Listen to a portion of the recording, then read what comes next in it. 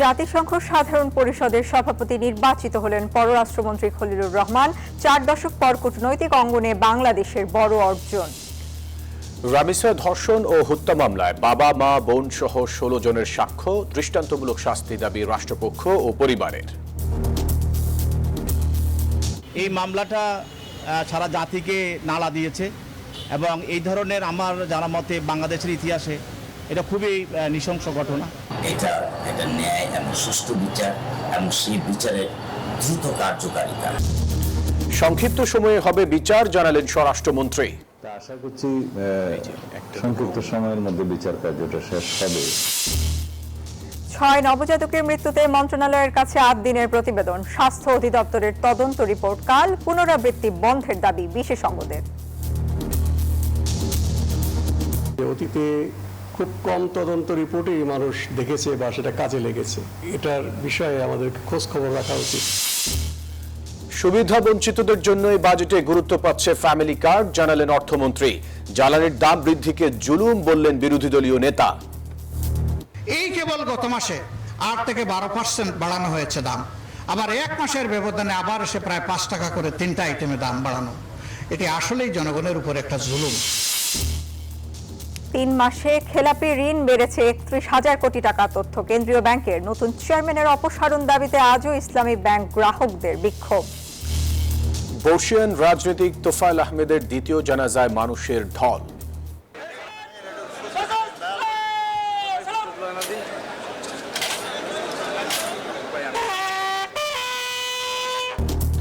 Guard of honour পেলেন মুক্তিযুদ্ধের অন্যতম সংগঠক, মায়ের কবরের পাশে দাফন। দর্শক, স্বাগত নিউজ 24 সংবাদে। আর পুরো সংবাদে আপনাদের সাথে আছি আমরা দুজন, আমি ফয়সাল মাহমুদ এবং আমি সঞ্জিদা ইসলাম। দর্শক দেখছিলেন সুপার বোর্ড সংবাদ শিরোনাম। চলে যাব পুরো খবরে। জাতিসংঘ সাধারণ পরিষদের 81তম অধিবেশনের সভাপতি নির্বাচিত হয়েছেন পররাষ্ট্রমন্ত্রী খলিলুর রহমান। মঙ্গলবার নিউ ইয়র্কে অনুষ্ঠিত নির্বাচনে 99 ভোট পেয়ে তিনি সাইপ্রাসের বিশেষ দূত আন্দ্রেয়াস এস কাকোরিসকে পরাজিত করেন। এর মধ্য দিয়ে দীর্ঘ 40 বছর পর আবারও জাতিসংঘ সাধারণ পরিষদের সভাপতির পদে বসতে যাচ্ছেন বাংলাদেশের কোনো প্রতিনিধি। জাতিসংঘ সাধারণ পরিষদের সভাপতি নির্বাচিত হওয়ায় খলিলুর রহমানকে অভিনন্দন জানিয়েছেন প্রধানমন্ত্রী Tarique Rahman. of Bangladesh has been elected President of the General Assembly. বিশ্ব কূটনীতির অন্যতম গুরুত্বপূর্ণ মঞ্চ জাতিসংঘ। সেই মঞ্চেই 4 দশক পর নতুন ইতিহাস গড়ল বাংলাদেশ। জাতিসংঘ সাধারণ পরিষদের 81তম অধিবেশনের সভাপতি নির্বাচিত হয়েছেন বাংলাদেশের পররাষ্ট্রমন্ত্রী খলিলুর রহমান। মঙ্গলবার নিউ ইয়র্কে জাতিসংঘ সদর দপ্তরে অনুষ্ঠিত ওই নির্বাচনে 8 ভোটে সাইপ্রাসের প্রার্থী আন্দ্রিয়াস এস করোক্সিসকে পরাজিত করেন খলিলুর রহমান। আঞ্চলিক রোটেশন পদ্ধতি অনুযায়ী এবার এশিয়া প্যাসিফিক অঞ্চল থেকে সভাপতি নির্বাচিত করা হয়। এই বিজয় আন্তর্জাতিক অঙ্গনে বাংলাদেশের বহুপাক্ষিক কূটনীতি, টেকসই উন্নয়ন ও বিশ্ব শান্তি প্রতিষ্ঠার প্রতি বিশ্ব সম্প্রদায়ের গভীর আস্থার প্রতিফলন। জাতিসংঘ সনদকে সমুন্নত রেখে একটি স্বচ্ছ ও পূর্ণকালীন সভাপতি হিসেবে দায়িত্ব পালন করব। এই নির্বাচনের মাধ্যমে জাতিসংঘ সাধারণ পরিষদের সভাপতির পদে দ্বিতীয়বারের মতো দায়িত্ব পালনের সুযোগ পাচ্ছে বাংলাদেশ। এর আগে 1986 সালে জাতিসংঘ সাধারণ পরিষদের 41তম অধিবেশনের সভাপতি ছিলেন বাংলাদেশের কূটনীতিক এবং সাবেক পররাষ্ট্রমন্ত্রী হুমায়ুন রশিদ চৌধুরী। জাতিসংঘ সাধারণ পরিষদের সভাপতি হিসেবে খলিলুর রহমান আগামী অধিবেশনে বৈশ্বিক উন্নয়ন, শান্তি, নিরাপত্তা, জলবায়ু পরিবর্তন এবং বহুপাক্ষিক সহযোগিতার মতো গুরুত্বপূর্ণ ইস্যুতে নেতৃত্ব দেবেন। কূটনৈতিক বিশ্লেষকদের মতে এই নির্বাচন আন্তর্জাতিক অঙ্গনে বাংলাদেশের মর্যাদা ও গ্রহণযোগ্যতার আরেকটি বড় স্বীকৃতি। আসমাতুলি, নিউজ 24। রাজধানীর পল্লবীতে 8 বছরের শিশু রামিসা আক্তারকে ধর্ষণ ও হত্যার ঘটনায় দায়ের করা মামলায় প্রথম দিনই বাবা, মা ও বোন সহ মোট 16 জন আদালতে সাক্ষ্য দিয়েছেন। মঙ্গলবার সকালে ঢাকা মহানগর দায়রা জজ আদালতের শিশু সহিংসতা দমন ট্রাইব্যুনালে এই সাক্ষ্য গ্রহণ করা হয়। আইন অনুযায়ী আগামী 29 কার্যদিবসের মধ্যে এই মামলা নিষ্পত্তির বাধ্যবাধকতা রয়েছে। আসামিদের সর্বোচ্চ শাস্তির দাবি রাষ্ট্রপক্ষ ও নিহতের পরিবারের। আর স্বরাষ্ট্রমন্ত্রী সালাউদ্দিন আহমদ জানিয়েছেন, প্রত্যাশা অনুযায়ী সংক্ষিপ্ত সময়ে বিচার কাজ শেষ হবে। যে কোল আজ শূন্য, যে বুক আজ হাহাকারে ভরা, সেই মা যখন এজলাসের দিকে এগিয়ে যাচ্ছিলেন, দাঁড়িয়ে বলছিলেন ঘটনার দিন তার নিষ্পাপ কন্যা সন্তানের উপর হওয়া পৈশাচিক নির্যাতনের গল্প। তখন আদালতে পিনপতন নীরবতা। অসুস্থ বাবা অ্যাম্বুলেন্সে করে এসেছেন সন্তানের বিচার চাইতে। সন্তানের লাশের ভরে নুয়ে কাঁদ। কোনো বাবা মা যেন আমার মতো এই বাদপুটে এসে দাঁড়ান দেয়, এসে দাঁড়াতে না।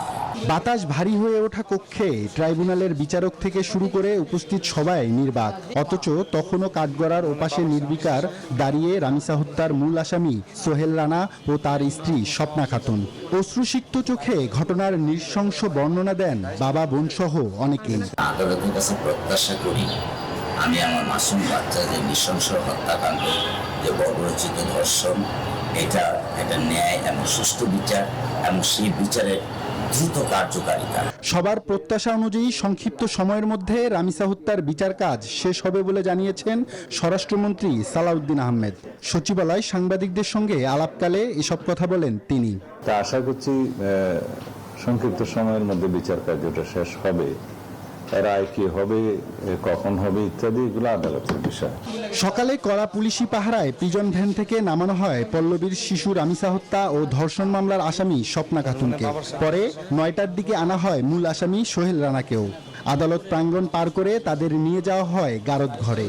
শিশু সহিংসতা দমন ট্রাইব্যুনালের আইন অনুযায়ী 29 কার্যদিবসের মধ্যে মামলা নিষ্পত্তির বাধ্যবাধকতার কথা জানান রাষ্ট্রপক্ষের আইনজীবী। উভয় আসামির সংশ্লিষ্টতার যে প্রমাণ সাক্ষীগণ আদালতে দিয়েছেন, সকল সাক্ষীর সাক্ষ্য গ্রহণ যেহেতু শেষ হয়ে গেছে, সাক্ষ্য গ্রহণ প্রক্রিয়া ক্লোজ করে আগামীকাল আসামি পরীক্ষা জন্য রেখেছেন। আইনজীবীরাও জানান মামলাটি সর্বোচ্চ অগ্রাধিকার দিয়ে দ্রুত নিষ্পত্তির আশ্বাস দিয়েছেন বিচারক। এই মামলাটা সারা জাতিকে নাড়া দিয়েছে এবং এই ধরনের আমার জানা মতে বাংলাদেশের ইতিহাসে এটা খুবই নৃশংস ঘটনা। তেমন সরকারও এই ব্যাপারে খুবই উদ্বেগ। 8 বছরের শিশু রামিসা হত্যার বিচার দেখতে এখন চাতক পাখির মতো চেয়ে পুরো দেশ। সবার প্রত্যাশা সর্বোচ্চ শাস্তি। আব্দুল্লাহ মামুন, নিউজ 24, ঢাকা। রাজধানীর আদ্দিন মেডিকেল কলেজ হাসপাতালে 6 নবজাতকের মৃত্যুর ঘটনায় তদন্ত প্রতিবেদন দেয়া হবে কাল। এরই মধ্যে তদন্তের গুরুত্বপূর্ণ তথ্য ও আলামত সংগ্রহ শেষ করেছে 3 সদস্যের তদন্ত কমিটি। অধিদপ্তরের অতিরিক্ত মহাপরিচালক নিউজ 24-কে জানান সম্পূর্ণ স্বাধীনভাবে কাজ করছে তদন্ত কমিটি। এদিকে স্বাস্থ্য মন্ত্রণালয়ের কাছে নিজেদের রিপোর্ট দিয়েছে হাসপাতাল কর্তৃপক্ষ। তবে শুধুমাত্র একটি তদন্তের উপর ভিত্তি না করে একাধিক তদন্তের মাধ্যমে এই ঘটনার পুনরাবৃত্তি বন্ধের দাবি বিশেষজ্ঞদের। রিশাদ হাসান জানাচ্ছেন বিস্তারিত। গেল 27 মে রাজধানীর আদ্দিন মেডিকেল কলেজ হাসপাতালে 6 নবজাতকের মৃত্যুর ঘটনাকে এরই মধ্যে নজিরবিহীন বলে বিশেষায়িত করেছে স্বাস্থ্যসেবা বিভাগ। ঘটনা তদন্তে 27 মে 2টি পৃথক তদন্ত কমিটি গঠিত হয়। স্বাস্থ্য মন্ত্রণালয়ের প্রতিবেদন 72 ঘন্টার মধ্যে দেওয়ার কথা থাকলেও সময় আরও 3 দিন বাড়ানো হয়। এছাড়াও পৃথক তদন্ত কার্যক্রম পরিচালনা করছে আদ্দিন হাসপাতাল। এই সময়ের মধ্যে শিশুদের মায়ের সাক্ষাৎকার পর্ব শেষ করেছে তদন্ত কমিটি। হাসপাতালের বিভিন্ন সরকারি প্রতিষ্ঠানের অনুমোদন, লাইসেন্স সহ আনুষঙ্গিক দালিলিক প্রমাণ এবং পোস্ট অপারেটিভ ওয়ার্ডের আলামত নিয়েও কাজ চলমান রয়েছে বলে মুঠোফোনে নিউজ 24-কে জানান স্বাস্থ্য অধিদপ্তরের অতিরিক্ত মহাপরিচালক। 3 জন মা মানে ভিকটিমের মা বাবার ইন্টারভিউ করা হয়েছে 6 জনের ভেতরে। তাদের কাছ থেকে কিছু তথ্য পাওয়া গেছে, তো ওটা আমরা এর সময় জানাতে পারবো। ওখানে যদি কোনো ওদের কোনো দায় চলে আসে তো অটোমেটিক্যালি তো তাদের বিরুদ্ধে ব্যবস্থা হবে। এখানে তো মানে প্রশ্নই আসে না দায় মুক্তির। তিনি আরো জানান বুধবারই প্রতিবেদন দেওয়া হবে, যেখানে শুধু চিকিৎসা অবহেলাজনিত মৃত্যু নয়, উঠে আসবে এ ঘটনার সার্বিক বিষয়, সামগ্রিক সবকিছু। কারণ সুস্থ বাচ্চা কেন মারা যাবে 3 ঘন্টার ভেতরে, এটা যে কারণেই হোক এই কারণটাই তো খুঁজে বের করা। এমন ঘটনা পুনরাবৃত্তি বন্ধ করতে চাইলে একাধিক দীর্ঘমেয়াদী তদন্ত পরিচালনা করা উচিত বলে মনে করেন এই বিশেষজ্ঞ। আশা করব যে অতীতে খুব কম তদন্ত রিপোর্টই মানুষ দেখেছে বা সেটা কাজে লেগেছে। তো এটা যেন মানে আমাদের সব দিক বিবেচনা করে সব কিছু করেই তদন্তটা করা হয় এবং এই তদন্ত রিপোর্ট প্রকাশ না করা পর্যন্ত মনে হয় এটার বিষয়ে আমাদের খোঁজ খবর রাখা উচিত। ইতিপূর্বে বহু ঘটনায় তদন্ত কমিটি গঠন হলেও নেওয়া হয়নি যথোপযুক্ত ব্যবস্থা। 6 নবজাতকের মৃত্যুতে পুনরাবৃত্তি না করার দাবি বিশেষজ্ঞদের। কাজে লাগে এমন একটা তদন্ত রিপোর্ট আমাদের দরকার। রিশাদ হাসান, নিউজ 24, ঢাকা। এবারের বাজেটের সুবিধা বঞ্চিত মানুষের জন্যই ফ্যামিলি কোর্টকে গুরুত্ব দিচ্ছে সরকার, জানিয়েছেন অর্থ পরিকল্পনা মন্ত্রী আমির খসরু মাহমুদ চৌধুরী। মঙ্গলবার দুপুরে রাজধানীর পুরনো পল্টনে ইআরএফ মিলনায়তনে এক সেমিনারে এই কথা বলেন তিনি। বলেন, দেশের অর্থনীতিকে নিয়ন্ত্রণ থেকে মুক্ত করতে হবে। আগামী 2 সপ্তাহের মধ্যে সিকিউরিটি এক্সচেঞ্জ কমিশন ঢেলে সাজানো হবে বলেও জানান অর্থমন্ত্রী, যেখানে রাজনৈতিক বিবেচনা করা হয়নি বলেও উল্লেখ করেন তিনি। যারা নিম্ন আয়ের মানুষ তারা সবসময় বঞ্চিত, কিন্তু এবং এই কারণে আর বিশেষ করে বর্তমান প্রেক্ষাপটে যেখানে দারিদ্রতা বাড়ছে, দরিদ্র মানুষগুলোকে, নিম্ন আয়ের মানুষগুলোকে অ্যাড্রেস করতে হচ্ছে এখানে, যে কারণে আপনারা দেখেছেন ফ্যামিলি কার্ড। আমরা ওই লোকগুলোকে অ্যাড্রেস করেছি প্রথমে। ওই ব্যক্তিটি যে গৃহকর্ত্রী, যার সামাজিক আর্থিক একেবারেই কোনো মূল্য নেই, আমরা টাকাটা সরাসরি ট্রান্সফার করছি। মানুষের প্রত্যাশা অনুযায়ী দেশ ভালো নেই বলে মন্তব্য করেছেন জাতীয় সংসদের বিরোধী দলীয় নেতা ও বাংলাদেশ জামায়াতে ইসলামীর আমির ডক্টর শফিকুর রহমান। তিনি বলেন, 1 মাসের ব্যবধানে জ্বালানি তেলের দাম আবারও বাড়ানো জনগণের উপর এক ধরনের জুলুম। বর্তমান সরকার আওয়ামী লীগের পথে এগোচ্ছে বলেও অভিযোগ করেন তিনি। সিলেট থেকে নাজাত আহমেদ পুরো কায়স্থের রিপোর্ট, ক্যামেরায় ছিলেন সেলিম হাসান। মঙ্গলবার দলীয় সফরে সিলেটের বিভিন্ন কর্মসূচিতে অংশ নেন জাতীয় সংসদের বিরোধী দলীয় নেতা ও বাংলাদেশ জামায়াতে ইসলামীর আমির ডাক্তার শফিকুর রহমান। দুপুরে সিলেটের বাধাঘাট এলাকায় নির্যাতনে নিহত শিশু ফাহিমার পরিবারের সদস্যদের সঙ্গে সাক্ষাৎ শেষে সাংবাদিকদের সঙ্গে কথা বলেন তিনি। এ সময় তিনি বলেন, 1 মাসের ব্যবধানে জ্বালানি তেলের দাম বৃদ্ধি জনগণের উপর বাড়তি চাপ সৃষ্টি করেছে। দায়িত্ব পালনে ব্যর্থ হলে ক্ষমতায় থাকার যৌক্তিকতা নিয়েও প্রশ্ন তুলেন জামায়াত আমির। পেট্রোল, অকটেন, কেরোসিনের দাম বাড়ার মানে হচ্ছে সরাসরি এই করের বোঝা জনগণের ঘাড়ে চাপানো। গত মাসে 8 থেকে 12% বাড়ানো হয়েছে দাম।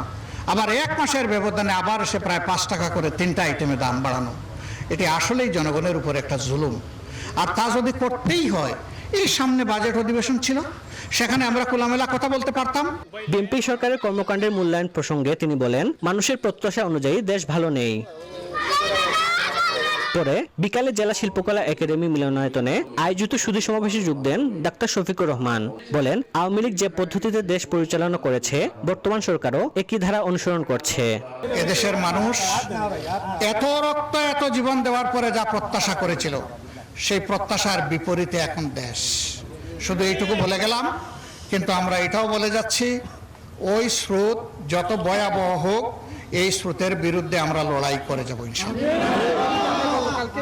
প্রয়োজনে জুলাই চেতনা বারবার ফিরে আসবে বলেও হুঁশিয়ারি উচ্চারণ করেন বিরোধী দলীয় এই নেতা।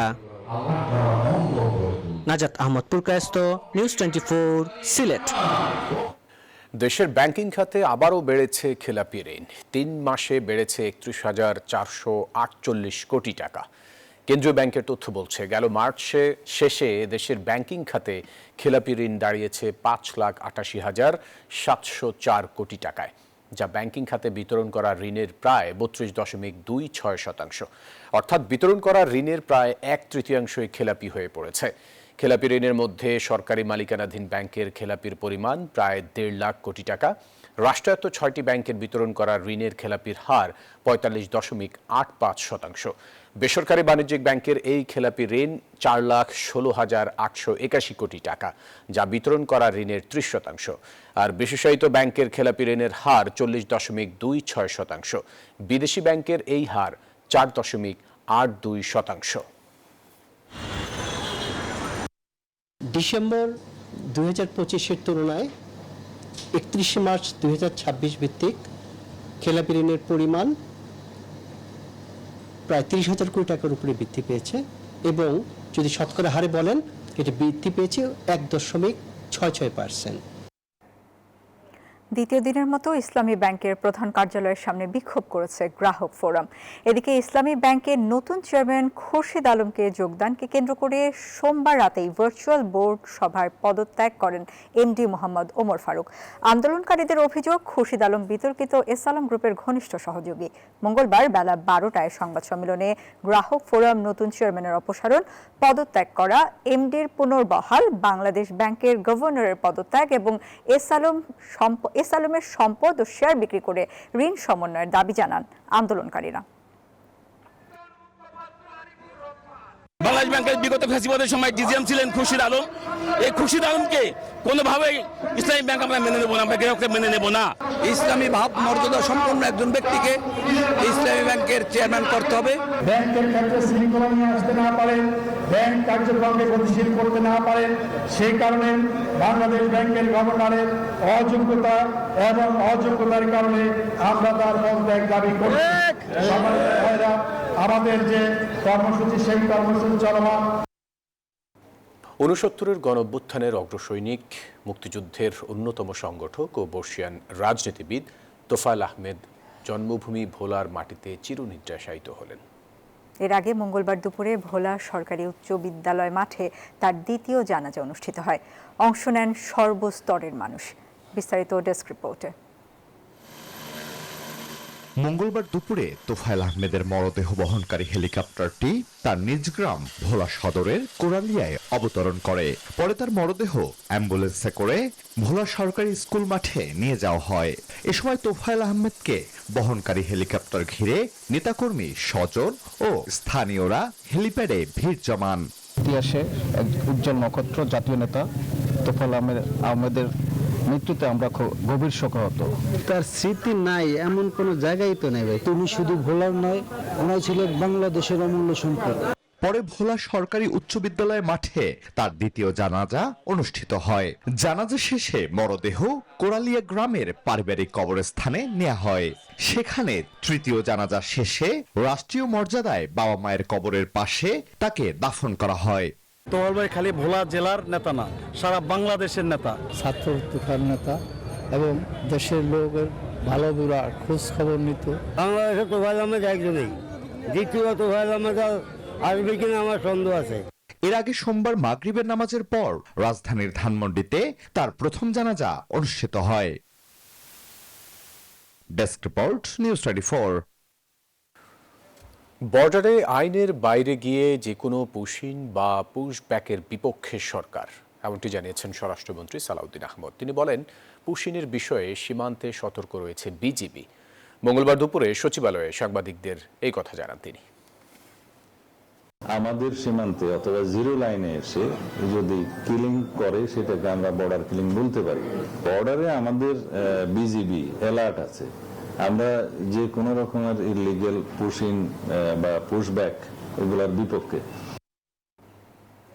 বান্দরবানের নাইখংছড়িতে মাইন বিস্ফোরণে সুফল চাকমা নামে 11 বছরের এক শিশু নিহত হয়েছে। মঙ্গলবার নাইখংছড়ির তম্ব্রু 22 ফাঁড়ি বাংলাদেশ মিয়ানমার 55 নং সীমান্ত পিলার এলাকায় স্থল মাইন বিস্ফোরণে এই ঘটনা ঘটে। পুলিশ ও স্থানীয়রা জানান, বেলা 12টার দিকে শিশুটি তার মা বাবার সাথে জুম খেতে যায়। শিশুটি খেলা করার এক পর্যায়ে হঠাৎ একটি মাইন বিস্ফোরিত হয়। এতে ঘটনাস্থলেই শিশুটি মারা যায়। ঘটনার পর মরদেহ উদ্ধার করে পুলিশ। ভোক্তা পর্যায়ে এলপিজি সিলিন্ডারের দাম কমিয়েছে সরকার। 12 কেজি সিলিন্ডারের দাম 1940 টাকা থেকে 55 টাকা কমিয়ে 1885 টাকা নির্ধারণ করা হয়েছে। মঙ্গলবার এক বিজ্ঞপ্তিতে এই তথ্য জানিয়েছে Bangladesh energy regulatory commission BERC। মঙ্গলবার সন্ধ্যা থেকেই নতুন সিদ্ধান্ত কার্যকর হয়েছে বলে জানিয়েছে সংস্থাটি। এছাড়া প্রতি লিটার অটো গ্যাসের দাম 89 টাকা 50 পয়সা থেকে কমিয়ে 86 টাকা 93 পয়সা নির্ধারণ করা হয়েছে।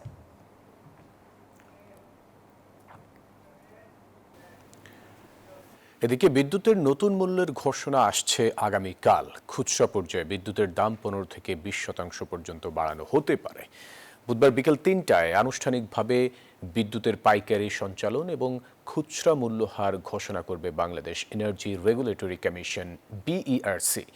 সংস্থাটির কারিগরি দল গড়ে ইউনিট প্রতি 1 টাকা 25 পয়সা মূল্য বৃদ্ধির সুপারিশ করেছে। কমিশন সেই সুপারিশ গ্রহণ করতে পারে বলে জানা গেছে। 1 জুন থেকে কার্যকর হবে নতুন মূল্যহার।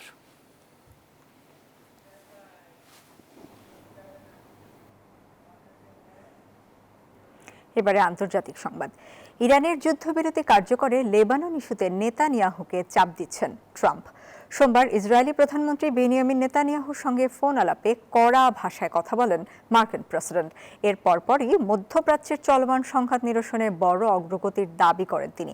জানান, ইসরায়েল ও লেবাননের সশস্ত্র গোষ্ঠী হিজবুল্লাহ একে অপরের ওপর হামলা বন্ধে রাজি হয়েছে। বলেন, বৈরুতে নতুন করে সেনা না পাঠানোর প্রতিশ্রুতি দিয়েছেন নেতানিয়াহু। বাংলাদেশের ইনকিলাব মঞ্চের মুখপাত্র ওসমান হাদি হত্যা প্রসঙ্গে এক বিস্ফোরক মন্তব্য করেছেন পশ্চিমবঙ্গের সাবেক মুখ্যমন্ত্রী মমতা বন্দ্যোপাধ্যায়। মমতা বলেন, হাদি হত্যাকাণ্ডের পর খুনিরা মেঘালয় সীমান্ত দিয়ে পশ্চিমবঙ্গে পালিয়ে আসে। রাজ্য পুলিশের এসটিএফ তাদের গ্রেপ্তার করে। মুখ্যমন্ত্রীর অভিযোগ, এই গ্রেপ্তারের পর কেন্দ্রীয় স্বরাষ্ট্রমন্ত্রী অমিত শাহ তাকে সরাসরি ফোন করে বিষয়টি ধামাচাপা দিতে বলেন এবং ঘটনাটি বাইরে না ছড়াতে অনুরোধ করেন।